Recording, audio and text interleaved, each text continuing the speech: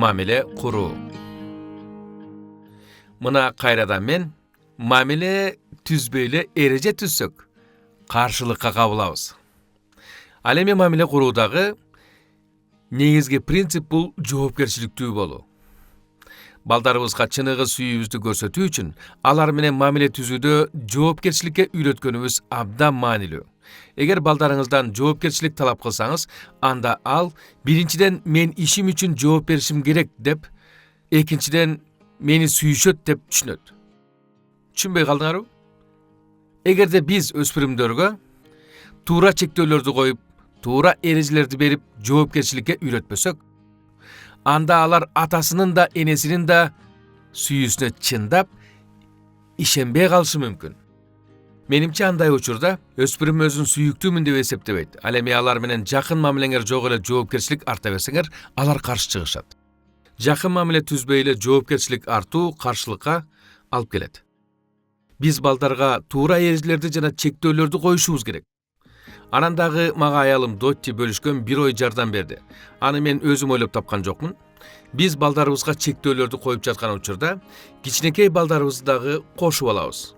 Кандай чектөөлөрдү, кандай эрежелерди кошоорубузду биринчиден кеңешебиз.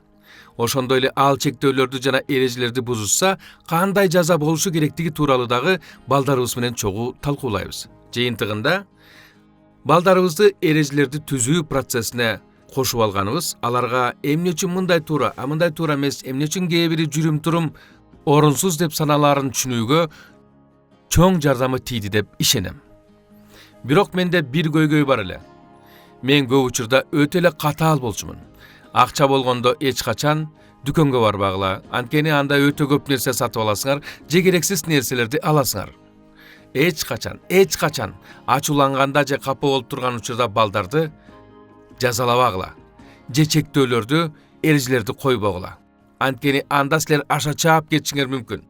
Андай болбосо деле мен чектен чыгып кетчүмүн.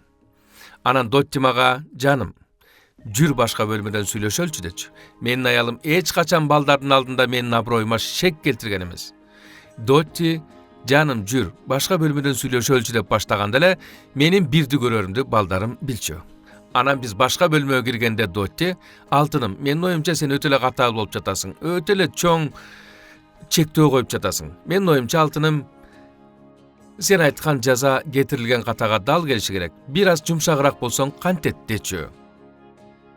Анан ошондой 90-95% учурларда мен жумшара түшчүмүн. Мен кайра артка барып, анан балдарым менен сүйлөшкөндө дайыма аялымды сөзүм менен көтөргөнгө аракет кылчумун. Апаңарга рахмат айткыла, ал болбогондо көргүлүктү гана көрмөксүңөр деген сыяктуу нерселерди айтчумун. Бирок апаңар мындай деди, деп анан мен балдарыма жаза койгонумда өтө эле катаал болгонумду мойнума алып, анан жумшагыраак жаза берчүмүн. Балким силер анда сизди балдарыңыз сыйлабай калат деп айтасыңар. Тескерисинче, алар силерди урматтап калышат.